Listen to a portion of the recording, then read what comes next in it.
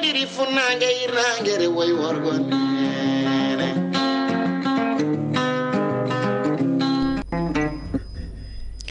yebiyankoɓe Ayaw Piindi TV e jam waale mon jam weete mon jam nyalle mon jam hiire mon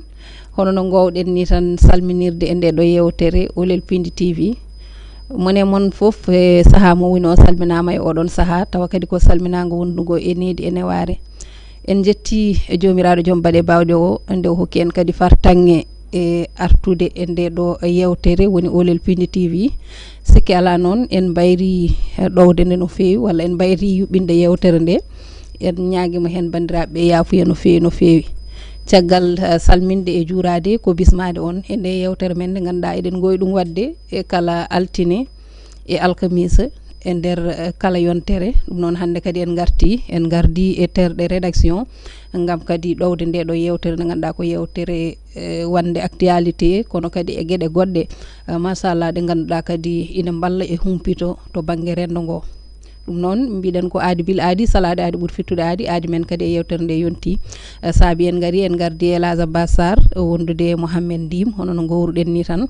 en calminiɓe kono kadi en calmini dendagal yeɓoɓe yewtere nde oɗo saaha mo gonɗen en calmini kadi ɓe ganduɗa kamen goni wonɓe e to banggue karallagal ngal guila to banggue régie ha e caméra ji ɗi ha e montage ko nandi hen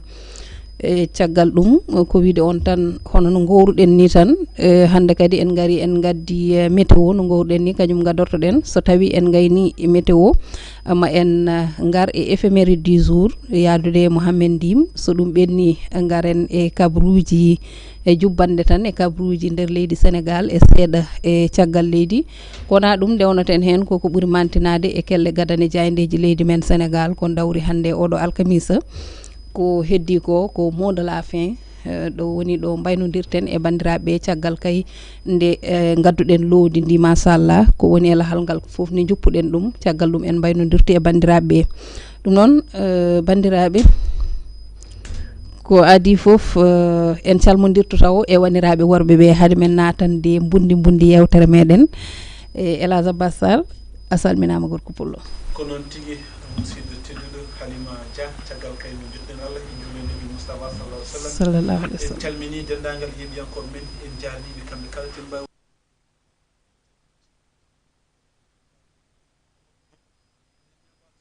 Allah yo tawno en ndeɗo yewtere jewten en ko poɗɗen wawde yewtude foof tigui rigui beelma yimɓe mbawa famde ɗum no hannirta ni woni Olel Piindi TV non Olel Piindi TV Elage ko mbiyata bandiraɓe en mbayri wadde Olel Piindi de eyyi ko noon ko yafnadeɓe surtout par ce que aɗa andi neɗɗo sa yiya ha aadidirama hunde ne moƴƴi vraiment e kala sa kumna ɗum kono noon yooɓe gandu wona e sagoji nde wonno fulɓe ne kewiɗe wona ko neɗɗo yiɗi ko fo dañata kono ko dañi ko ɗum ɓamata ko noon Elage Bassar kona ɗum calmodirten koye Mouhamed Ndim Mouhamed a salminama mi salmitimama sohna Alima debbo pullo ñaague ndiyam hokka ɓiroɗam hande ɗo mi nawatamo Guinée ala mi nawatamo e sous région hande nawanmomi koye nder bundi Sénégal andi gonɗen koye ndungu gonɗen koye koɓe mbiyata ko aljanna remoɓe awoɓe verdure o waɗi ɓuuɗo waɗi nayyi garti les transhumants garti nawanmomi ko ha amali en ha wiidu cingoli en ko wayno teskere en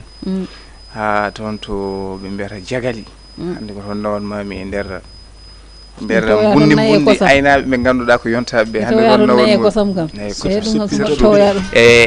ko yiyete ko nebam sirmene ko way noon hande ko toon nawanmami voilà ɗum noon mi salminima en calmini dendagal yeɓiyankoɓe haalirde Piindi TV e a ɓuuri tengtude nde ɗo yewtere nde ganduɗa ko Olel Piindi kamɓe kala en calminiɓe en juurimaɓe no mbiruɗa ni yafnadeɓe aɗa andi hen saahaji jamonuji ɗi ne mbaylo nde tawno gonɗen koye aduna mo ganduɗa hande foof ko waɗi connecté aduna foof ko waɗi connecté ɗum noon saahaji désagrément ji ne gooda ko ɗum saboro noon hen saahaji jiiɗen filandeɓe ɗum wasa wadde kono ha joni ko enen ndendi yidde ndendi sago en calminiɓe no fewi sohna Alima kono wona aɗa andi kam wonko mbinoɗa ɗo bandiraɓe ko ɓoyto alhamisa fonno wonde ko ɗum wonno min noon komi jawɗo yejjidde jeyi Elage ana yejjita ala ko alhamisa o yewti alkhamis o yeto kono alkhamis arti altine ari o waɗi sefi elas an kam mboɗa andi an ko banggue ndim gonirɗa ala wonani banggue ndim koy ina gasa jimje walla wonani banggue ma en andi ɓe mbima andi mbima jinne kañum koko arata tan andi ɗo hay duuɓi temedere ko arata fof haalanma fiilanma haalal ko yawti noon yejjiti joni noon mbaade ko ngolo kan hankkadi yaade yenden tan min yejjitani te bandiraɓe yeɓiyankoɓe ɓene kay ɓe jejjitani ko onon mbi aadi bil aadi salade aadi ɓuuri firtude aadi on kay ɗum ko aadi il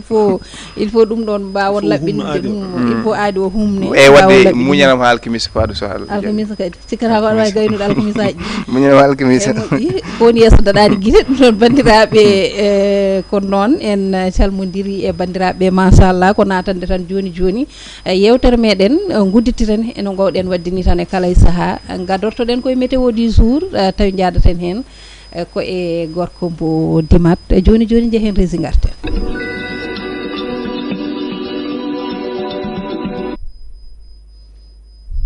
ko noon Allah jarama jobbo soto banggue rési Elage Bassar hande ko an aranta en e météo weeyo leydi ndi holno finiri hande kono noon tigui Halima Allah jarama en gari e ɓataki men gumriɗen toon to agence nationale de l'aviation civile et de la météorologie du Sénégal gonɗo toon ɗo Bowal laaɗe diwoje Léopold Sédar Senghor ɓe gaddi hande ɓataki mabɓe ko tonggode nde ko 250 ɓe kolliti hande ko 17 lewru yarkuma hitan ujuna ɗiɗi e nogas e nayyi e nder wertago leydi Sénégal ɓe kolliti toɓoli ne kewi ma jippo hen no hannit ni surtout hani to banggue worgo leydi ndi toon to Kédougou Ziguinchor Kolda Sédhiou e Tambacounda kame centre leydi ndi toon ɗo wiyete ɗo Kaolack Fatick Thiès Diourbel ha ɗo e lamorgo leydi Sénégal enen gandi hande vraiment e subako toɓo tigui rigui wancima e nder lamorgo ngo so tawi ko noon wayi e diwanuji kiɗɗi ganden kam tigui rigui toɓo kam tellima e diwanuji no hannitni en ko wona ko ɗum ma yewta ha toon to Matam Podor hanki e jammo aussi Podor diwan Podor o vraiment ndiyam tellima toon kewɗam Linguère e ha to Saint-Louis du Sénégal ɓe kolliti aussi toɓoli ma telle e diwanuji ɗiɗo kala kono ko fati alhaali nguli ɓe kolliti vraiment tongode nde wonata ke hakkude 35 ha 37 degré ko ɗon tigui tongode nde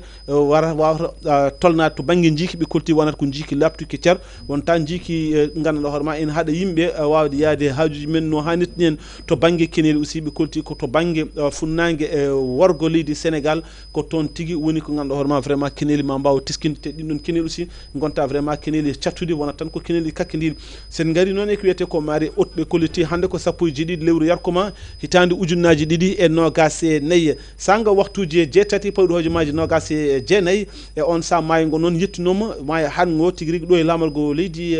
de Sénégal ɓe kolliti maygo yettinoma e 2,3 métre kono noon so yiya waktuji nogas pawɗi hojomaji capanɗe 5 e on sama maygo yette 1 métre 94 e mbi mare basse kolliti ɗo e lamargo leydi Sénégal hande subaka sanga waktuji ɗiɗi pawɗi hojomaji e 12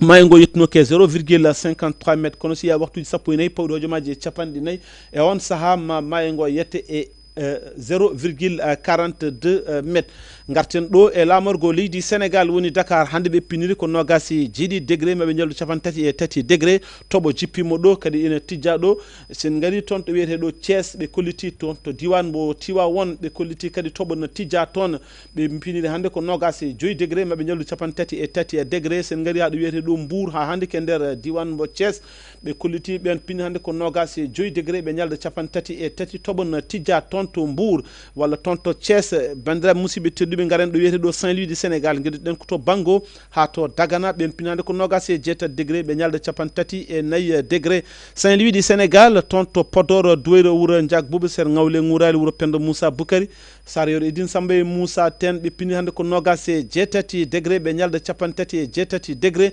Louga ɗo ndewaten ko to Louga tigui rigui ɓe piniri ko nogas e 5 degré ɓe ñalda 37 degré sen gari hande e nder Louga toon to Linguère toɓo nattija toon ɓe piniri ko nogas e joyi degré ɓe ñalda capantati e joyi degré garen ɗo wiyeteɗo Diourbel toɓo nattija ɗon e Diourbel ɓe piniri ko nogas e jeegom degré maɓe ñaldu capantati e ɗiɗi degré Kaffrine finiri hande ko nogas e tati e degré ɓe ñalda capantati e ɗiɗi degré toɓo kadi nattija toon to Kaffrine Fatick wuro président ancien président de la République du Sénégal tête de liste wallu taxaw Sénégal ɓen pin on woni gorko biyeteɗo Macky Sall ɓe pini hande ko nogas e joyi degré ɓe ñalda capantati e tati e degré toɓo nattija toon to Fatick Kaolack finiri hande ko nogas e joyi degré ɓe ñalda capantati e nayyi degré toɓo nattija toon to Kaolack garen ɗo wiyeteɗo Tambacounda ndewten ko Koumpentoum ɓe deppini hande ko nogas e tati degré ɓe ñalda capantati degré Tamba hande keddoɗen toon to Goudiri e Bakel ɓe pini hande ko nogas e joyi degré ɓe ñalda capantati e joyi degré toɓo kadi nattija e on ɗon diwan mo ganduɗa wiyete ko Tambacounda Matam ko wis ɓuuri tijjede toon ɓe pini hande ko nogas e jeeɗiɗi degré ɓe ñalda capantati e jeetati degré sen gummimo toon Halima garten koto wiyeteɗo Kédougou ɓen pini hande ko nogas e ɗiɗi degré ɓe ñalda nogas e jeeɗiɗi degré toɓo nattija toon Kolda également ko toɓo nattija toon ɓe piniri ko nogas e 1 degré ɓe ñalda capantati e ɗiɗi degré Ziguinchor ɗe ganduɗa hoorema ndewaten kurɗo biyeteɗo Bignona ɓen piniri ko nogas e 1 degré ɓe ñalda capantati e tati degré toɓo nattija toon ndewen Cap Skirring ɓen pini hande ko nogas e 2 degré ɓe ñalda capantati e tati degré Sédhiou woni région battidiɗo e nder leydi Sénégal ɓen pini hande ko nogas e 1 degré ɓe ñalda capantati e tati degré ko ɗum wonno ɓataki gumriɗen toon to agence nationale de l'aviation civile et de la météorologie du Sénégal gonɗo toon to Bowal laaɗe duwaji Léopold Sédar Senghor machallah kumpito ngo laaɓi bandiraɓe kumpitima no feewi kono noon no joni ɗo joni élage octobre hankkadi en natani octobre ha octobre nono woɗɗoya hande changement climatique ko changement climatique ay aɗa andi ko wiyete ko wullete ko foof ñande foof ina fammine yimɓe wonde climat hande état leydi aduna o no yaranno ni koko wayli sababu noon ene heewi ko saabi ɗum woni ko ganduɗa hoorema auto ji baɗoɗi ɗum ɗo e machine aji usine aji ganduɗa ene goppa keneli men walla ganduɗa hoorema cuurki ene yaaha dow asaman o waɗat ko ganduɗa hoorema ene heewi ko wayli climat o ɗum waɗi kala ɗo tijjonoɗa mbiya e wonde ko ɗo ndungu haɗatno hankkadi a natti wawde wiide ko ɗo ndungu haɗatno e teskuyaji enen fulɓe enen ganduno hoɗo ndungu fuɗɗorno e ndungu haɗatno kono hande hay goto wawi widema ko ɗo ndungu fuɗɗorno ɗo ndungu haɗat sa ƴeewi nduɗo lewru joni wiyete ko yarkoma te yarkoma enen e nder hakkude toɓo aɗa donc fitti ko yarkoma ala ɗoyti donc ko ɗum ɗon woni caɗele ɗen ɗon goodi quoi ɗum waɗi vraiment beele Allah faabo surtout hikka kadi en jii phénomène kesso mo ganduɗa hoorema kadi hayso tawi e teskuyaji wonande mawɓe men ɓe kolliti ilam no ilanno ha ɗumina kono hikka aussi ko vraiment keɓe jii so Allah ko Allah tan wawi fabade en tout cas ko caɗele mawɗe ene goodi ene dooki surtout vraiment voilà 1956 donc aɗa ɗum ɗon vraiment so Allah so tawi ɗum yitama vraiment ene jolni kulhuli surtout sa ƴeewi guuri takkiɗi dande maayo ɗe ko heewi hen hande koko vraiment ene gona kaya aɗa andi Abbas neɗɗo kunde ɗum ɗa ko goto foof wawata teskade koye circonstance uji ɗi hawri e jamono mum minen en 2003 noon komin sukaɓe tokosɓe mais miijo seeɗa hawrino ɗo e hitande ganduɗa waɗi ilam kewɗam min mboɗo tesko dame galle amen ɗo woɗɗani ko ɗon laaɗe jofata jeeya yimɓe ene jaa e nder wuro ni ko laana ƴettata sa yiiɗi mi haalaka noon sa yiiɗi yaade guure keddiɗe mairie en dogido men ha gollere ha cubalel en fof ko laaɗi min cikatno nden ko nden ɓurno wonde jamanu ɓurnoɗe hewde ndiyam ndeke 1956 yimɓeɓe kolliti oɗo moment ɗi moment ɗi gurten to banggue ɗamɗo ilam kañum ɓurno hewde même en 2003 que 1956 ɗum wayri wadde vraiment ana moƴƴi laamu ngu wawa wallorande ɓen ɓe ganduɗa kadi wonko jimi par rapport min garto hen nane ballal ittangal ngal ala ɗo nanmi hen diwan mo Podor sowna ɗum a natade toɓɓere meɗen e toɓɓe meɗen paade min won namdal gotogal ngal jogui faade Elage an min wonko haawi météo ma an go holko wondi min e Macky Sall minen e nder météo ha aɗa fatigue ha e nder kadi ha kadi e tahaw wallo aɗa andi fatigue ko holko nanni ɗum he ko yidde tengtin tan ko fatigue ko wuro président Macky Sall wi ko président Macky Sall kono wallu tahaw ko yaara hande kadi ko kanko Allah o waɗi ko wala ko yaara e Allah o waɗi ko waɗi rar ƴew ko baɗɗo ko waɗi rar sa ƴeewi joni pourquoi mbeɗa insiste hen ko baɗɗo ko waɗi rar parce que sa ƴeewi nos anciens présidents kala hen jaaɗo ha woppi laamu waɗata retraite yaha jooɗi o kanko o wi o arta ko mbatta ko parce que ɗon de woni caɗele mbar Cheikh Kanté wona toon jeeya Cheikh Kanté wona toon jeeya e ala ne souvent ɓe mbiya ko defluri degguluri maki gasama Cheikh Kanté peut être ko waɗi maki ala maki gasama anani maki gasama tohor mum Macky Sall on waɗi ko on kay mboɗo sigi so tawi haalata banggue histoire on ɓuuri wadde ko waɗi rey Halima président Macky Sall très sincèrement weltani Macky ana weltanaki Macky a weltanaki a weltanaki oɗon nanam juuɗe ala joni kay ko nanam Macky walla weltanaki deuxième toɓɓere ñene ko rewi ko météo Elage Bassar Allah jarama an anngani mbo sikki tan mi anda no mbawa mi wiide ɗum nan ɗon joni o payeren koye éphéméride du jour ɗum noon éphéméride gowɗen yaadude hen koye Mohamed Ndim gorko mo fonde gande a heeɓima gam éphéméride a heeɓima no moƴƴi mi heeɓima eyyi ɗum noon wadde addanen éphéméride woni ko ɓurno mantinade e ɗiɗo duuɓi jawtuɗi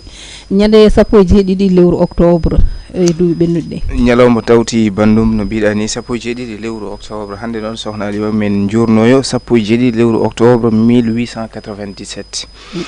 17 lewru octobre 1897 ko nden de oɗo jagorɗo le ministre français des colonies on jagorɗo kalfinaɗo ɓen ɓe ganduɗa ko leyɗele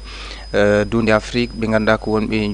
jimadi leydi France ko nden tigui o naati ɗo e nder leydi Sénégal o woni koɗo gam tigui tawtorede oɗo inauguration mo ganduɗa ko pont mbo Faidherbe kanko mo ganduɗa ko ministre français des colonies nde o yetti ɗo e nder leydi Sénégal gam wadde inauguration du pont de Faidherbe tawi noon ko ngol mbiyen la première fois gadunol ngol ganduɗa on inauguration de l'ouvrage d'art on pont mbo Faidherbe ciftinen noon wonno ko ñande ɗiɗi lewru juillet hitandu ujunaje ɗiɗi hitandu ujunere e temedde jeetati e capanɗe jeegom e joyyi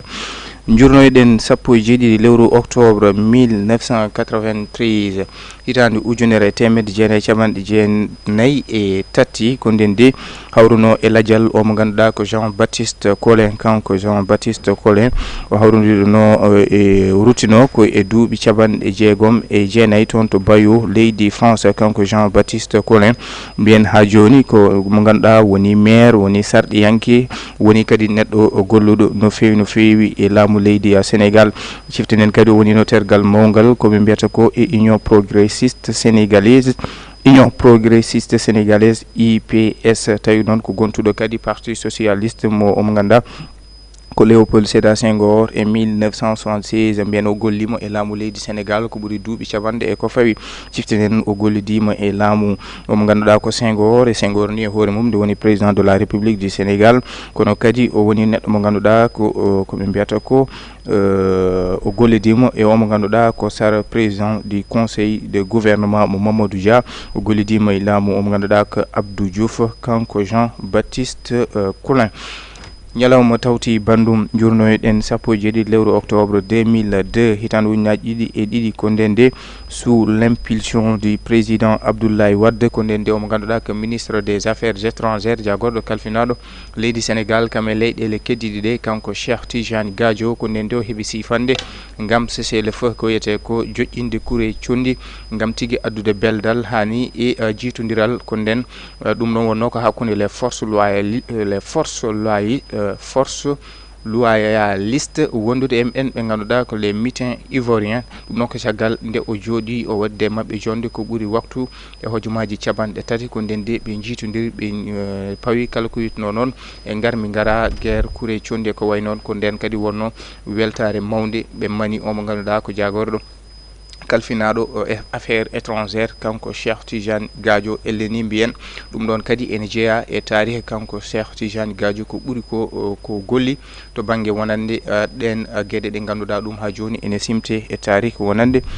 dunde Afrique ha ɓuuri tengtude e leydi Sénégal kanko Cheikh Tidiane Gadio ñalawma tawti bandum ƴeeweten ko 17 lewru octobre 2022 nden oɗo l'international de football Sadio Mane ɓiɗɗo leydi Sénégal najo dillo e fukko koyngel ko nden tigi de on saha noon mo wonno toon to Bayern Munich o waɗano classé deuxiéme ɗum noon ko caggal o mo ganduɗa ko ɓiɗɗo leydi France Karim Benzema e o mo ganduɗa ko pettanoɗo toon to Real Madrid e o caggal o mo ganduɗa ko Belgique 20 toon to Bruno Manchester City tawi noon koye kolol caɓanɗe jeegom cérémonie mo mbiyata du Ballon d'Or ciftinen noon on ñalawma ɗum yuɓɓinono ko toon to théâtre du Châtelet mo Paris ko nden tigi kanko Sadio Mane o woni ɓiɗɗo Afrique najo walla ɓiɗɗo dunde Afrique najo garɗo ɗiɗaɓo e on koɓe mbiyata ko hebde ko yete ko Ballon d'Or kanko Sadio Mane tawi noon o mbiyen o ardima ko mo ganduɗa ko Karim Benzema e dunde Afrique ɗon ne wayno ɗum wayri wadde koye gadunuɗo mo ganduɗa ko ɓiɗɗo leydi Libéria biyeteɗo George Weah mo ganduɗa heɓino ɗum koy hitano ñere temedde jeenayyi capanɗe jeenayyi e joyyi 1995 kanko Sadio Mane koye on cérémonie ni o heeɓi ko yete ko prix Socrate première édition sous ses actions humanitaires manam ko nden tigi o heeɓi araray gam tigi ndeɓe teski kanko Sadio Mane mo ganduɗa ko dillo e wallude rendo ngo e ɓesguji e gueɗe ɗe ganduɗa ko wallude famarɓe doole hay ko nandi hen ko nden tigi o heeɓi on araray kanko Sadio Mane sokhna Alima ñalawma tawti bandum ko ɗum woni ko tonguno ɗen e éphéméride e ñalawma hannde o noon Allah jarama Mohamed Ndim to banggue éphéméride o aussi machallah humpito ngo laaɓi bandiraɓeɓe keeɓi hen kadi famamuya ha enen e koye men mbiyeten jobbo so tan to banggue régie koyo hokku en e on 17 octobre 2022 woni kay ɗo e tuma on mo ganduɗa kañum woni international sénégalais hono Sadio Mane mo ganduɗa machallah ha hande nane jokki wadde gueɗe ɗe ganduɗa ko gueɗe payodinde e on tuma ko ndeno ƴettuno deuxiéme to banggue Ballon d'Or Afrique on libérien noon mo mbiɗa joni ko George Weah cikkumi George Weah mo ganduɗa o kadi ardima leydi Libéria en gandi ɗum wayri wadde guilay 1995 kanko Sadio Mane o ari ɗiɗoɓo ɓiɗɗo Afrique najo garɗo hay on niveau hani tuma hakkude makko e Karim Benzema mo ganduɗa ko kañum hebno on Ballon d'Or toon to cérémonie on 66e cérémonie bannoɗo to leydi France e théâtre mo Châtelet woni noon kadi weltare mawde wonande dunde Afrique kala yiide ɓiɗɗo dunde Afrique wadde ɗiɗo performance uji baɗɗi fayida ɗi ganduɗa o waɗi ɗum ha pour tengtude ɓesguji leydi Sénégal eɗen gandi kam Sadio Mane vraiment towni drapeau Sénégal e aduna o kala to banggue fukko koyngel wawde kadi wadde sauver toujours e won circonstance uji ɗi ganduɗa leydi nde on en jii récemment ko ɓoyani ko hakkude men e Malawi je crois koye temps additionnel 90e minute voilà ko nden kadi o waɗi sauvé keɓɗen billet men to leydi Maroc par rapport e CAN 2025 donc Sadio Mane kam ko au delà ni to banggue football mais Sadio Mane wonde ɗum neɗɗankagal ngal Sadio Mane en personne œuvre uji ɗi o waɗata ɗi Sadio Mane malgré ko Allah hokki ɗum ko to banggue dañal kono no Allah waɗiri ɗum ni donc voilà andi yimɓeɓe ko deftere kala hen goto foof ana Sadio Mane mboɗo sikki ko mum ko so tawi ƴeewam tan wawi wadde servir exemple wonande kala jeune génération ɓe ganduɗa hande en jii ha to leyɗele woɗɗeɓe élimanuji juuma darima e Sadio Mane wadde mumen hurɓe wonde Sadio Mane ne wawi wonde yeru ko fatuno e neɗɗo to banggue hakkude mum e rendo mum hakkude mum neɗɗankagal mum hakkude mum ni e Allah donc Sadio dal voilà ko neɗɗo mo ganduɗa ko fierté Sénégal foof ko fierté Sénégal fierté Afrique mais Sénégal hélas ande ko ɓeyta hen tan déjà e oɗo Ballon d'Or taw ko mondial kanko woni Afrique najo ɗimmo o caggal George Weah no ƴetti ɗum en 95 hay goto so ƴetti ɗum taw ko Afrique najo e gueɗel gongel ngel kanko kadi o ƴetti prix goɗɗo mo ganduɗa ma hay goto ƴettani ɗum e aduna o on ɗon wiyete ko prix Socrate caggal kay woni golle humanitaire manam neɗɗankagal ngal o waɗanno guila mahgol jamaji e jumaji mahde rokkude koreji ittude vraiment ko ganduɗo hoorema gueɗe paydinɗe comme par exemple hande sa ƴeewi toon to wuuro makko galle foof ko ujunnaje sappo o jogni ɗum par lewru donc ɗum ɗon ko c'est des actions humanitaires ganduɗa hoorema di kanko noon ɗum woni sababu noon e nder aduna o foof kanko woni guidiɗo hebde on ɗon prix woni on ɗon prix biyeteɗo prix Socrate notre Sadio national machallah Sadio Mane ko yeru Sénégal kono kadi ko belamma mawɗo e leydi men Sénégal dunde Afrique e aduna woni kadi so wonano Sadio en takkata étoile e ɗum ɗon en tout cas sagal Allah ene la ɗum makko on ɗon mo ganduɗo hoore makko pel hanti o teginde ɗum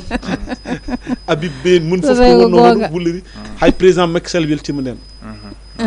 wallahi yimɓe fof belti on tuma kay machallah ko yimɓe fof belti Elage Bassa holɓe beltanoy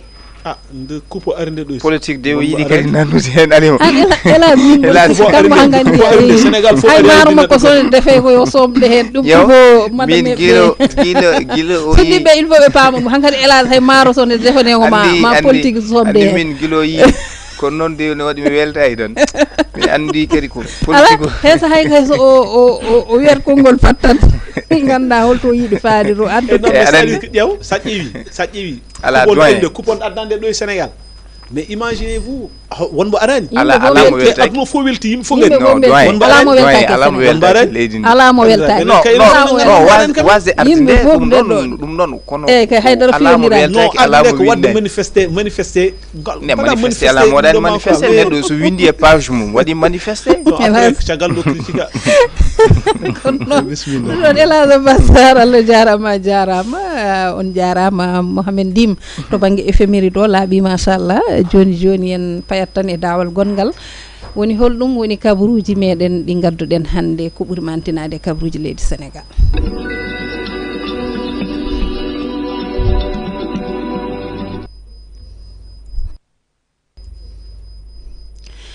Allah jarama jobbo so to banggue rési kabaruji nder leydi men Sénégal e oɗo alkamisa hande 17 lewru octobre hitande ujunnaje 2024 gudditirten ko e alhaali batu jagorde hono no adorani e kala alarba horejo leydi ndi président Bassirou Diomaye Faye ardima hanki nguɗon batu ɗum ko toon to galle lamorgo to toɓɓe kewɗe jewta e nder ɗum noon ko noon tigui ɓe dippi e toɓɓe kewɗe ɗo adori e konguɗi makko yonnude e juɓɓude welnere lancement woni darnugol eɓɓore vision Sénégal 2050 ɗo jarni hen horejo jagoɗe o e laamu ngu kamɓe ardendagal laamu ngu ha kadi e woɗɓe guila e nder leydi ha e caggal leydi kala tan tawtoranoɗo nde ɗon welnere o holliti jarnude ɗum kono kadi o yonni golle ɗe no jaari ni no hanniri ni kona ɗum laamu leydi Sénégal yaltini écoporeje ko ina tolno e milliard uji jeetati e kalis CFA ɗum ko gam faborade ɗum ɓen wurɓe ɓe e nokkuji ɗi diƴƴe ilam ɗam tampini no fewi ko wayno Bakel e ko nandi hen e kabar noon oɗon kabar noon heɓa tigui ko hanki e on mo ganduɗa kañum tigui woni gardiɗo jagorɗo o hono Ousmane Sonko tawi o windi ɗum koye hello makko Facebook kanko Ousmane Sonko noon o holliri wonde kay eɓe jogui goƴa no fewi kamɓe laamu ngu e ɓen ɓe ganduɗa kamen tigui goni loriɓe ɓe e ɗeɗon diƴƴe nde tawno diƴƴe ɗe inen goni tampere no fewi e ɓen wurɓe toon ko ɗum saabi kamɓene ɓe ƴettingal ɗon pellital gam yaltinde ɗeɗon koppoleje e beele tan eɓe mbawa faborade ɗum ɓen ɓe ganduɗa ko loriɓe hen kowona ɗum ine jeeya kadi e koɓe balliti ko wayno leɗɗe cafrorɗe e ko nandi hen beele tan eɓe mbawa muñirde ɗum ɓen ɓe ganduɗa kamen tigui goni loriɓe e ɓen ɗen diƴƴe mbiyen ilameje goɗɗum ko laamu ngu ƴetti pellital daranade e oɗo saaha mo gonɗen woni kay alhaali wiyeteɓe collectivité territorial sikela eɗen gandi ɓen golloɓe oɗon fannu ɗiɗo dumunnaji foof kay koye hofgoli juuɗe tigui gonno ko ɗum saabi noon laamu ngu ƴetti pellital darade lang beele ɗeɗon caɗele ina guiwa ha laaɓa ceer on mo ganduɗa kañum tigui woni Moussa Balla Fofana mo ganduɗa kañum tigui ardi fannu mabɓe o ko kañum tigui holliti wonde kay e oɗo saaha kamɓe laamu ngu ɓe jewtidi e ɓen dilloɓe on fannu guilay kay e syndicat ji ɗi ha e ko nandi hen beele tan eɓe mbawa hebde feere wawore safrude ɗeɗon caɗele ha laaɓa ceer beele tan ɓen ine mbatta gollade no hanniri ni kono kadi kala ko wonno o goƴa moƴƴo mumen maɓe cafru ɗum ha laaɓi ko ɗum tigi woni ko ɓe puɗɗi nanodirde gayniren to Nigéria ko ina ɓaɗo pittali temedere ko kañumen tigi keddi e duppito camion citerne goto ɗum ɗon noon ko e nokku biyeteɗo Mazia ina wayno noon e tugnade e tongode nde police hokkiri fodde 99 ko kañumen keeɓi hen heddade kono kadi waɗi gañiɓe tolniɓe e 50 e wiide kabaru o noon jeeyi sababu oɗon accident ko on camion yinno kay ko rentade e felɓodirde e camion goɗɗo ko ɗum tigui saabi ɗeɗo caɗele e saabi ɗiɗo pittali kala keddi e oɗon fannu bandiraɓe ko ɗum ɗo wonno ko gaddunoɗen e kabruji hande e oɗo alkamisa 17 e lewru octobre hitande 2024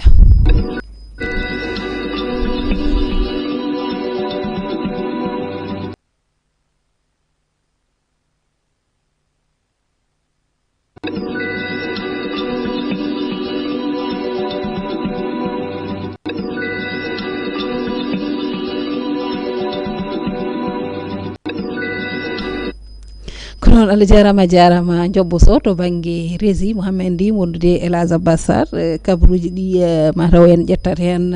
toɓɓere wotere woni holɗum woni milliard uji jeetati ɗi ganduɗa laamu ngu yaltini ɗum ko gam fabade ɓen ɓe ganduɗa kamen tigui goni loriɓe ɗeɗo diƴƴe eyyi sohna Alima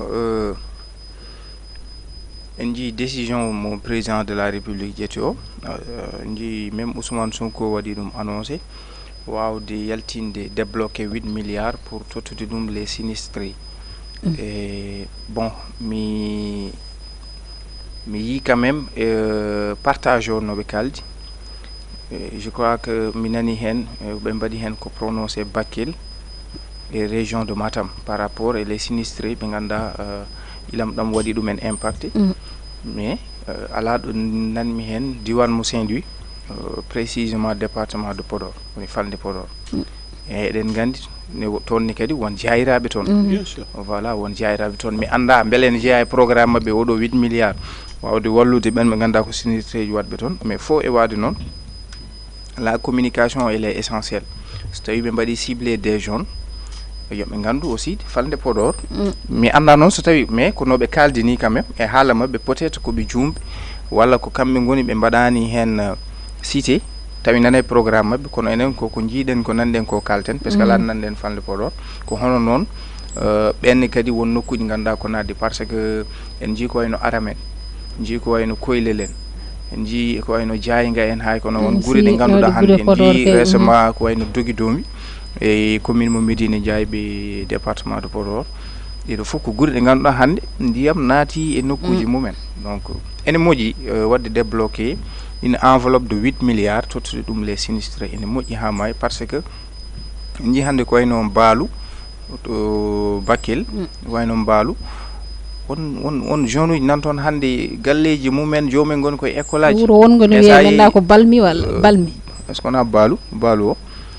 won jeune uji nan toon golmi diwnuji nan toon ɗi ganduɗa hande ɓe goni koye école aji ɓe tawtoy ko wonɓe ganduɗa ni ha joni ngalaɗo koɗi donc ɗum ɗo ana yaawi ko bon heddi ko hande ko mi suusa yiide beele ɓe potani wadde relancé walla enclassé ko mbiyata ko plan Orsec par ce que ganda plan Orsec en jii waɗama hen de plus de 700 et quelques milliards hay goto anda ɗo naati beele ɓe goni koye nebbiso wadde enquête ƴeewe carrément holɗo on gestion holno yaruno beele ko gestion nébuleuse walla ala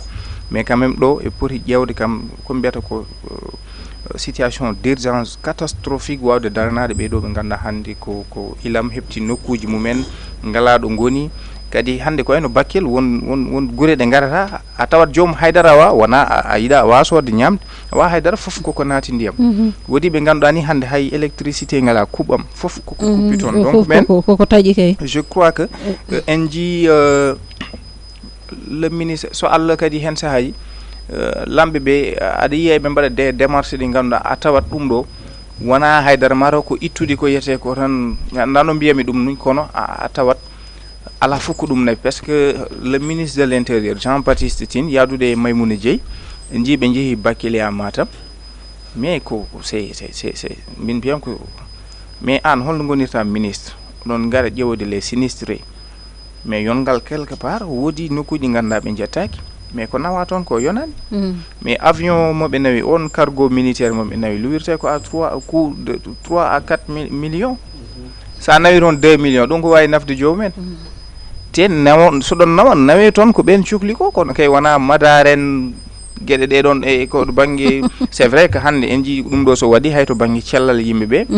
kono wonko buri jojjude e foy dum don fof donc yobe darono besnguji di kadi woto be jettat gede politique toujours e be nan dum e dido circonstances uji ganda ko c'est des calamités kono non wadi hen jayrabe vraiment que partage o kadi watta transparent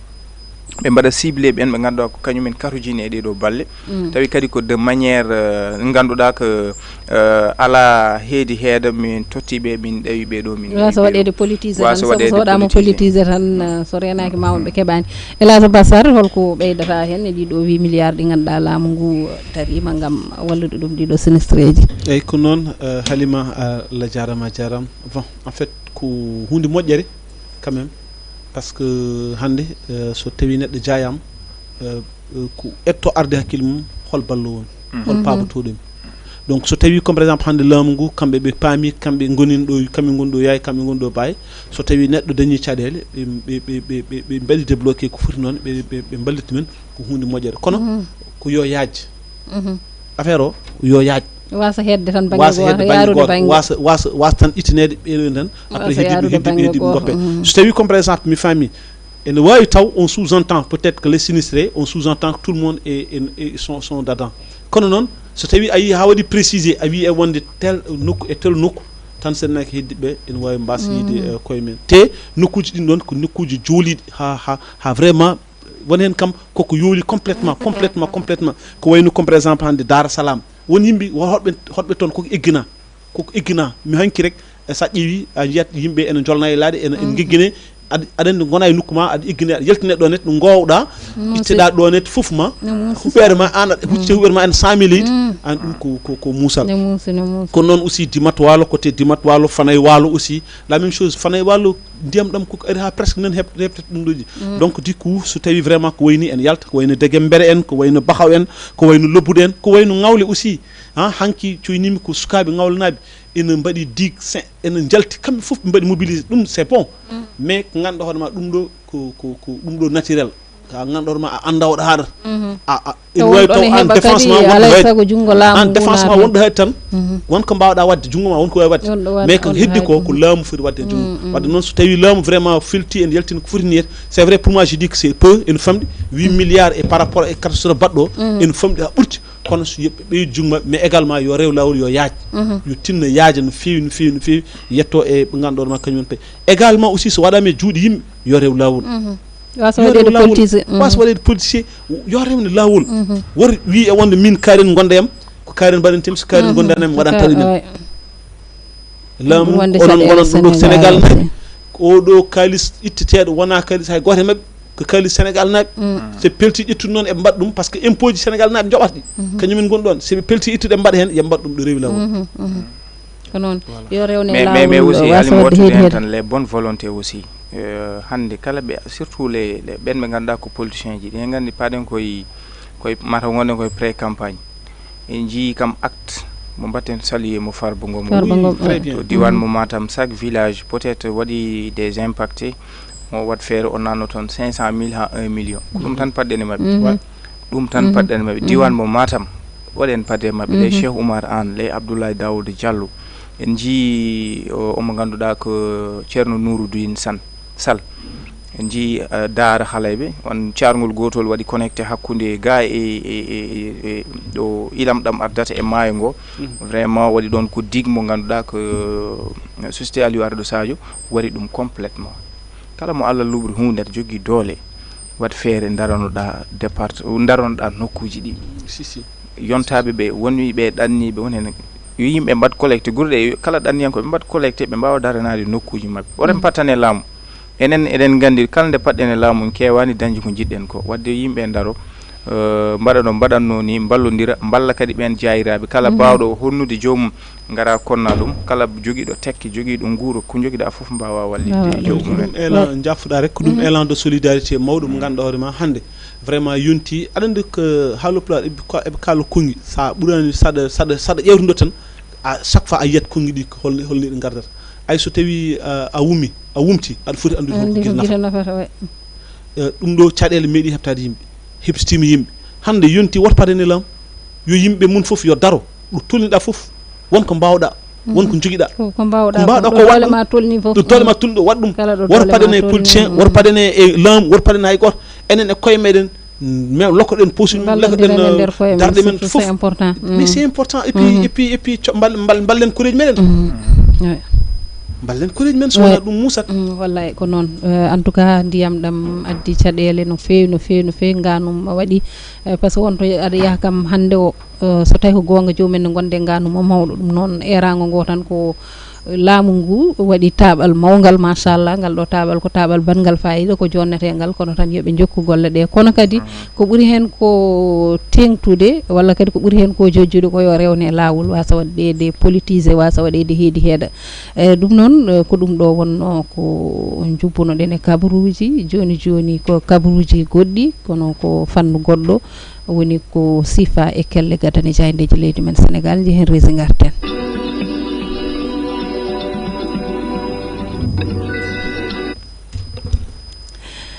ko sifa e kelle gadane jaydeji leydi men Sénégal jadaten hen koye Mouhamed Ndim Mouhamed hande ko ɓurmantinade jaydeji ɗi bon en mbayide hande kamɓe fof ɓe deppi e oɗo 8 milliards woni appui de l'état par rapport et les sinistrés voilà donc ɓe hande en mbayide quotidien ji fof ɓe garti hen no fewi mais ɓe garti e sorti Ousmane Sonko hanki par rapport e lancement wonande campagne de collecte pour ɓe mbawa dañde fonds koɓe mbaɗiri ko yiyete ko campagne politique campagne mabɓe électoral campagne mabɓe ɗiɗo sumgoji tijjaɗi sumgoji sarɗiyankoɓe Mouhamed kuccanen kabruji jaydeji ɗi ko adi fof gaddotoɗen koye jayde gendire nde le soleil no mbiɗani ƴeewoyten ko jayde gendira leydi Sénégal jayde le soleil ɓe garti ko e omo ganduɗa ko hoorejo leydi ndi son excellence Bassirou Diomaye Diakhar Faye o arti e jonde makko hanki Sanga Batou Dia Gorde o arti ko yette ko emploi wawde hokkude sukaɓe ɓe golle o arti ko yetno ndema e gaynaka e ko yette ko réduction du train de vie de l'état wawde usude dépense uji ɓurtuɗi laamu ngu hutorto kono arti kadi vulgarisation de la vision 2050 gam tigui wawde ha joni dañde eɓɓore nde ganduɗa ko wawde ha joni sembinde nde ɗo eɓɓore nde ganduɗa ɓe mbaɗi ɗum ko yete ko vision 2050 to banggue leydi Sénégal to banggue ɓamtare mum e sengoji kala kanko hoorejo leydi ndi o arti hen e jayde le soleil jayde rewmi quotidien ɓe garti koye débordement du fleuve Sénégal to banggue wonande ɓen ɓe ganduɗa ko kayen jayra e ɗeɗo diƴƴi ɓe garti e yide laamu ngu de faabimaɓe e ballal holliti ma yaltin ko yete ko e enveloppe tolniɗo e milliard uji jeetati e coopéraje men français fa gam tigui wawde ha joni wallidde kamen muñide ɓen ɓe ganduɗa ko jayraɓe kono ɓe garti toon to Bakel guure kewɗe ɗe ganduɗa ko tawaɗe toon balɗe tati hande ngala kuɓɓam ngala hay ndiyam ɗam yari koye on saaha noon waɗa annoncé kanko hoorejo leydi ndi omo fada toon to diwan bo Kédougou ñande 17 e 19 lewru octobre jayde rewmi quotidien arti hen jayde Dakar Times ɓe garti ko e le secteur minier semi mécanise en crise ɓe garti ko to banggue wonande ngaalu leydi ko yete ko to banggue wonande or hay ko nandi hen ɓe garti tawi koye gardugol o jagorɗo mo ganduɗa ko Biram Souley Diop ɓe garti noon e wasde yonnude ha joni e oɗo décret présidentiel ngo Bassirou Diomaye Diakhar Faye ƴetti taw koye 2024-1502 wonno ko ñande caɓantati go lewru juillet 2024 ganduɗa ɗum addi frustration ɓe ganduɗa ko investisseur en ha kanko hoorejo leydi ndi ko ƴetti pellital dartinde golle dendagal ɓen ɓe ganduɗa ko kay ƴeewoɓe kanŋe toon to Kédougou kono ɓe garti e o saaha noon to banggue wonande on impact e dartugol ɗen golle ko ɓuuri ujunnaji jeetati ɓiɗɗo mo ganduɗa ko bani adama gollotonoɗo e oɗo secteur minier hande oɗo saaha mbasi golle mumen ko yiyete ko emploi direct sohna alima ɗum de ko caɗele bismi le jour besbile jour be garti koy on bataki mo FMI sifi ko etno non e faggudu leydi Sénégal kulkuli di be jogi e dido dumunnaji paadi be garti hen kono be garti e déficit budgétaire mo 2019 2023 be koliti dum don kay buri wadde élevé e din chiffruji di Ousmane Sonko halno kono be garti e nouvelle ordonnance to bangi hajju e umra 2025 be garti e jagorgal kalfinangal ministère saoudien jagordo to leydi Arabie Saoudite kalfinado ko etno hajju kame umra warti non to bangi din décision ji ben pelliti di bi yetti e hajju 2025 hitam naji de nogas joy be garti yidi non ben be ganduda ko mawbe be duubi mumen kebi caban e jeegom e joy tawi non ko jogi be nyabbuli ko wayno ko be mbiyata ko cardiaque ko wayno insuffisance rénale ko wayno ciadele to bangi fofango hani ko yete ko diabète kono non kadi rewbe be ganda ko mobbe dedi be do kala en jetta wala pelliti en jetta be non hajju 2025 mbawata wadde dum non ko ciaggal so tawi en gondi e dedo ciadele hani e ben be ganda kadi ko mobbe dedi jande besbile jour arti hen sokhna Halima jande Dakar presse yainde Dakar presse be garti ko e to bangi wonande dégaji di ganduda teskama to bangi wonande damdo ilam kono be garti e den gese de ganduda woni ko jimandi sayet entertainment kala hen caban e jeenayi e den gese hande do saha ne tawe e maji de ilam nawri dumen kono be garti kadi de ciadel di besnguji di ngurata hande o saha goni koy kaya mbeya be garti ha joni e ko etno wonande won saha non do besnguji di goni e tampere kaya mbeya le sinistre ji wasbe nokkuji mumen kame kodordu mumen Ousmane Sonko le premier ministre du Sénégal holiti mabbe batta jungo e jifa milliarduji jeetati woni ko yaltinte bele wawde wallude kame muññinde ben be ganduda ko kanyumen jayra e damdo ilemeje sohna Alima yew yen jayinde demeje hande la tribune jayinde tribune be garti ko e FMI on batake mo sifi ko yitno non e faggudu leydi Sénégal ko yete ko to bangi déficit budgétaire 2019 2023 be garti kono yide bo saha be padi ko yete ko clarification cour des comptes to bangi gon nebbiso go wadata kono be garti e kanko Bougane Gueye ciagal tan de Ousmane Sonko yalti tawno kanko kam Ousmane Sonko yalti tan o yalti Ousmane Sonko yalti 8h o yalti 10h o liti non Ousmane Sonko kan haala ka haali hanki inde huccundiri e nde wadi live artude to bangi wonande bundi dawrugol o holliti non Ousmane Sonko de holliti tan wona neddo mo ganduda ko besnguji di walla jojjan e rendo go ana wattori dum non koy sahamo besnguji ngone kaya mbeya ton to Bakel ton to Touba ton to diwan mo Matam ha ton to Fande Podor ko on saha kam Ousmane Sonko yalti haldi alay sago yidbe yadi be Pastef kam ministre uji DG mbawa rendinde ko preje be dañi ko be mbadir ko ete ko fond de campagne ne tawe jande tribune jande enquête ko dawri enquête be mbi que le bal des opportunistes hala don ko transhumant en ben ummotobe e partiji mumen wala mouvement ji joppondirdi walla tawtoyde o mo ganduda ko landaji Pastef be garti e ben be ganduda nati mumen ne bangina e hello enquête kono be garti e ben be ganduda ko ton to Madina Wandifa militant ji di ko kambe de be mbi be nanata hay lawol gotol ben be ganduda ko wadbe rally maji transhumant en be ngara ngam nangoranti dumen e land Pastef jande enquête arti hen jande Vox Populi Vox Populi be garti koy Sonko lance sa grande collecte de fonds pour la campagne kanko Ousmane Sonko hankyo on namdi ma yidbe yadi be landa Pastef hay ministre et DG goto fo yo wad 1 million ben be ganduda ko yadube les sympathisants goto fof yo jew ko jogi bele be mbaw rendinde be daña ko be jari campagne ko on saha non Bougane japtimo yimo hande do saha wonko fonno wonde darndema premier ministre ko na rendinde coopération wada e gede dawrugol sibu won wodbe o do saha en saha ji musdi ha ton to Bakel to Matam to Touba e ko nandi hen be ganduda dijji ilam kepti nokkuji mumen kono horejo leydi ndi Bassirou Diomaye Diakhar Faye o holliti 8 milliards ma jette ngam wallitorde ben be ganduda ka kanyumen jayra e dam ilam ene tawe jayde Vox Populi jewen jayde Walf Quotidien ko dawde Walf Quotidien le front social en évolution be garti ko tiadele ben be ganda ko kay ngoni hujikinantobe to bangi cellal to bangi jangde ko ete ko santé éducation fonction publique collectivité territoriale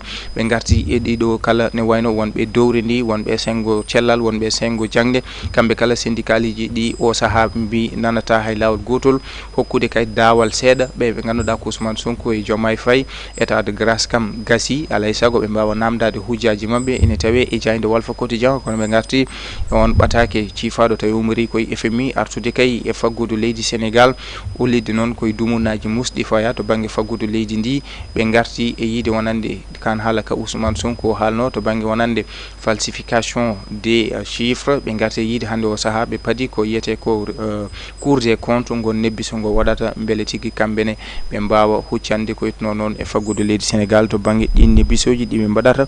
e wallotorde leydi Sénégal ne tawi e jayde Walf Quotidien. caggal ɗum ko jayde las. L'État dégage 8 milliards pour les sinistrés. Laamu ngu yaltini ko ɓuri 8 milliards uji jeetati ngam wawde wallude ɓen ɓe ganduɗa ko jayiraɓe ɗamɗo ilam jayde las arti hen kono ɓe garti e Bougane Gueye gardiɗo Gomsa Bopp yani no fewi e Ousmane Sonko yiide o saaha wonko hanno haalde e wadde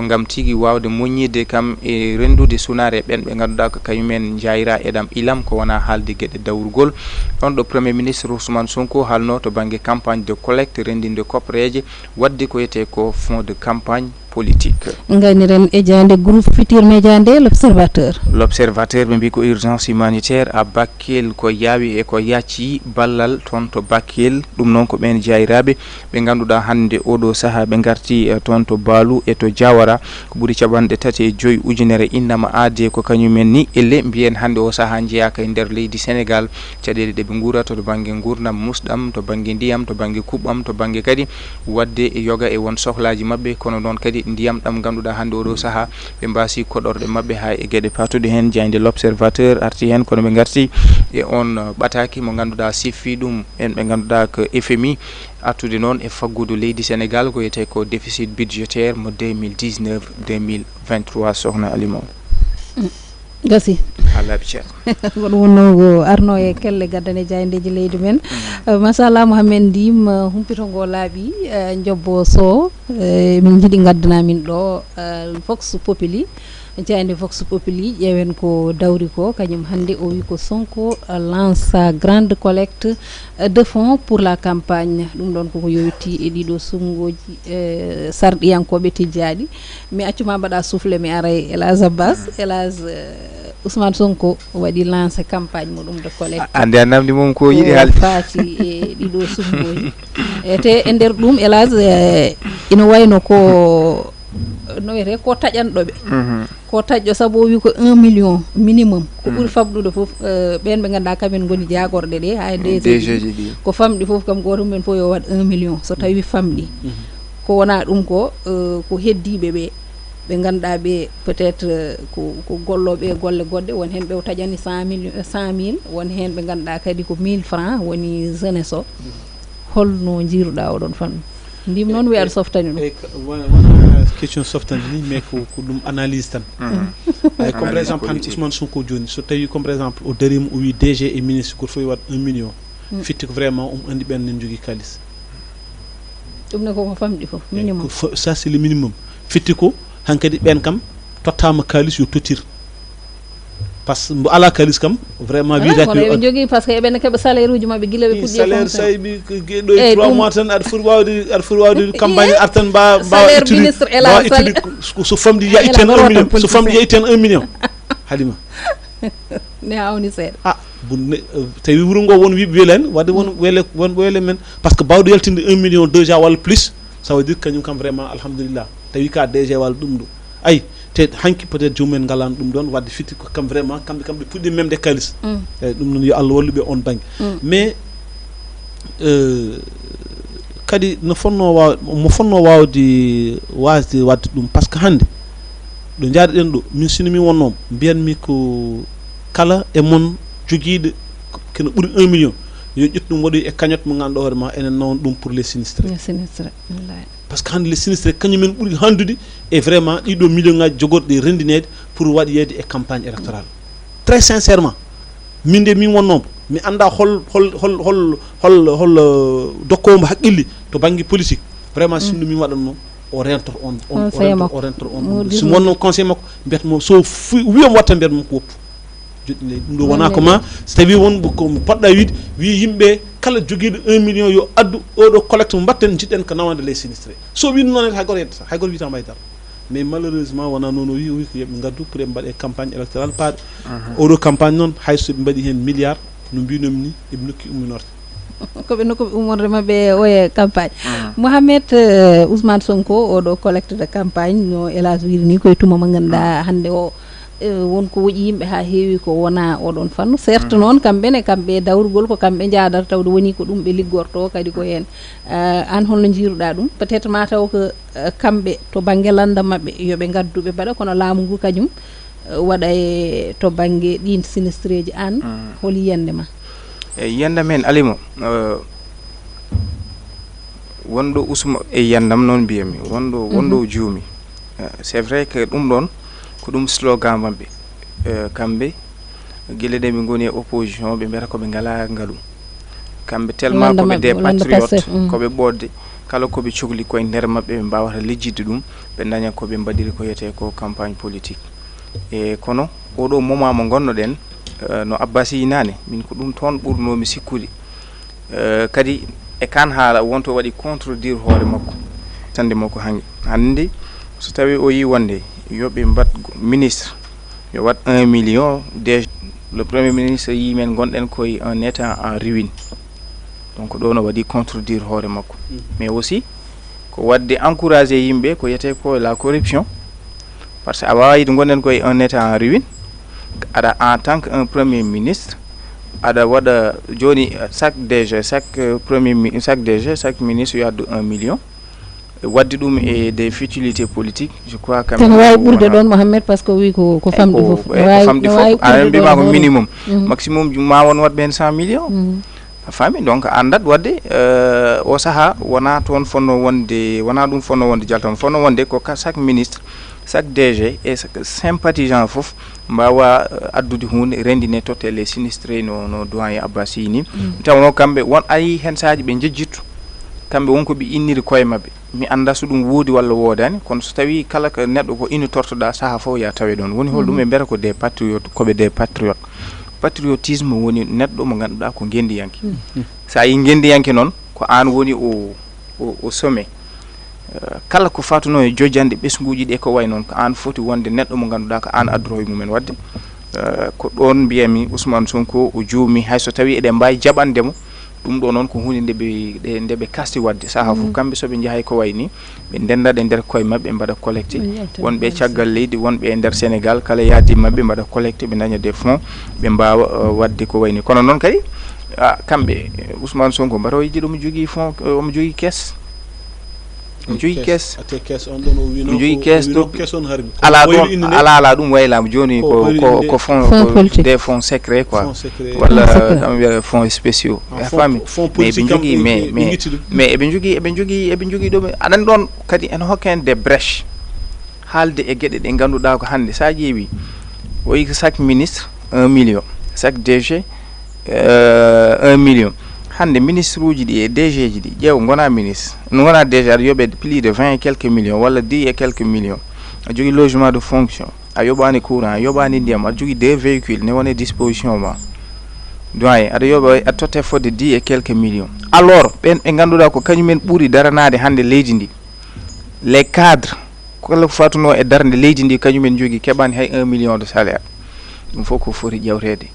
e au moment où kambe mbi ko debde kabide patriote et circonstances uji baadi ni vraiment pour y wawde toujours yewtade safrude communication ji mabbe stawi e be jalto hucci deren tawno yimbe be kanyum be gona hangabe so be jalti be kala tan yimbe kanyum ne jaltan bada analyse mbawa kadi yewde ko be kali ko amni hen e ko amnata ko donc je crois quand même min biyami ko jaltal Ousmane Sonko hanki min kam ko des regrets tan jogim hen par rapport e dum don hastawi non bodo jabinimo hastawi moftone pamen paminen hastawi bodo jabinimo hastawi bodo jabinimo pamen paminen no haaldini campagne de collecte min mi haali ko hunde be gadori waddi dum bodo jabi kono non wona don be ponno waddi cikkannom ko so be collecte be totar dum ko jahirabe ilam dam hojo maaji men kubi parce que anen déjà kambe ben jogi fond mo ganda horma fond e be inirno dum ko fond wiirno ko fond politique be kambe changer ine de big fond secret ma fond spécial en tout cas fond on don est ce que wona on kadi be ngoni yidde soudde parce que pour se be mbi yimbe gaddu jangge jam seɓe jaltini milliard uji walla ɓe jaltini million ngaji ɓe tottira a faami taw toɓe nokku ɗum wiye wonde ko yimɓe mbaɗi collecté ɗum kadi aussi ko ɗum yiyande en tout cas mayen ɓuuri hen yañade saabu ɗeɗo toɓɓe aussi ma en garto e hen eɗen gande yewtere men pamen pamminen so hawri e welede Allah ɗum noon bandiraɓe gasi ko ɗum ɗo wonno ko gaddunoɗen e Olel Piindi TV e oɗo alkamisa hande an Elage minen holto portrait amen woni Elage e portrait so Allah jaaɓi altini oɗo garowo comme ɓayde ndim chaque fois wiyatma ko alkamis min altini oɗo garowo sa ndim kam ɓoɗɗami ni alkamisa faaro kadi mo wiya alkamisa garowo ala non ndim witan noon de so wona taw noon koko ɗumini koko hono witani aɗa fam tan ko woni yesso daɗani guite ko woni yesso mais so Allah jaaɓi inchallah portrait inchallah ɗum ɗon en tout cas yimɓe mbayri portrait kadi jewni portrait kadi aɗa ɗum aadi bil aadi wona portrait tan kay e kono an minen ko an min ji minen ko an min ji min kaldata koye mumin ji tawde soso min jiyani ɗum min jiyani soso an e minen jima min jiiɗi koya addan min portrait o heddo noon soso kañum ne ƴeewe holto naari o ƴeewe altoyede ɗum noon bandiraɓe gasi ko ɗum ɗo wonno paam ɗo wonno Olel Piindi TV Elage konngol ma mbayni e konngol am mbayni haade mo waynade mataw mi arat tan e bandiraɓe men wonɓe plateforme o déjà won keeɓi bindi no fewi ko wayno Aliou Wane toon to Mauritanie nen calminam o wi kadi o yewnino en vraiment kolla kaɓe jewni en enen ɓuuri yewnidebe King Flam aussi kañumne ne jarna en no fewi boy bewɗo kañumne aussi wi ko pullo o yettete ko Ba min mbimo Ba boy pullo wadde min mbimo Ba Mountaga Ousmane Sall mande jatton Canal Plus kanko ko ɗum o ñagonto men yo Allah waɗ ɗum no ɓuuri vraiment yajirde foof ɗum kadi enen jiiɗi Bachirou Koumé kañum wi ko machallah vraiment ko gonga ko haala ko ɗo foof kanko mo welti hen Mamadou Seydi kañumne aussi woni ko toon to dowlo Mauritanie kañum en beltanom Kassé Abdoulaye kañum wi ko merci Sar Ibrahima mo ganduɗa hoorema wi ko salam équipe mo Piindi TV eɓe enen jaaɓa en e intérêt baɗɗo fayida e oɗo saaha mbaɓe goni kamɓe eɓene jaaɓen no hannirta ni en goɗɗo mo ganduɗa hoorema ari en on wi tan ko BF TV kanko article tonno e laabi tati Amadou Ly également wi machallah Piindi TV on calminama Ali Dia walla Ali Ay kañum aussi salmini en par ce que o wiiɗi en ko junngo Souleymani Diawo wi ko bonjour mbi sikko ɓeɗo goni arnoɓe plateforme o kamɓe kala en jarnimoɓe en jettiɓe yo jammi kisal machallah en beltanimaɓe kamɓe kala ɓe gandu enenne machallah eɗen batte mabɓe hakkillaji kala e saaha kadi ni kadi ne weela en machallah e kala e saaha heɗade ɓatakuji mabɓe walla yiide ɓatakuji mabɓe ina gara ga hennen ko beelama mawɗo Elage a waynima eyyi mbaynigo so wona tan ha altini so tawi jumrela hen Olel Piindi inchallah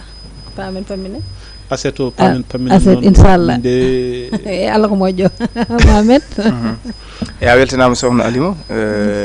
altini so hawri welede Allah inchallah so hawri e welede Allah ɗum noon bandiraɓe gasi ko ɗum ɗo wonno komin gadduno hande Olel Piindi TV oɗo alkamisa en jetti wondiɓe meɗen ɓe machallah Elage Abbasar wondude Mouhammed Ndim en jetti bandiraɓe ɓe kadi ɓe ganduɗa guila puɗɗiɗen ha hande eɓena jeeɓa yewtere nde no hanniri ni kadi ko noon ɓe gowri ɗum wadde kala hen ko woni ferguitande tan en ñaguima yaafo e no fewi eɗen ñaago jomiraɗo joom baɗe bawɗe o kadi o hokku en kadi fartaŋe artude altine gam ɗowande ɓe ndeɗo yewtere nde tawno eɗen gandi eɓe padane no fewi en jetti jobbo so to banggue régie banggue infographie ko Ali Fall to banggue caméra ji ɗi jettuɗen ko Djibitin aadi men e Olel Piindi TV so hawri e welede Allah ko altine paaɗo ko wona ɗum yewtere rédaction aussi ma arta noon e pamen pamminen so tawi gueno ñaawi ɗum ko A7 ɗo e nden yo jaam e kisal e nden kala wona men enen kala on jarama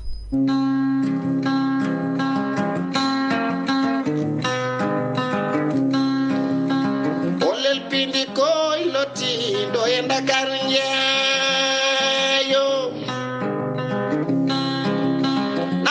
funange irangere way worgon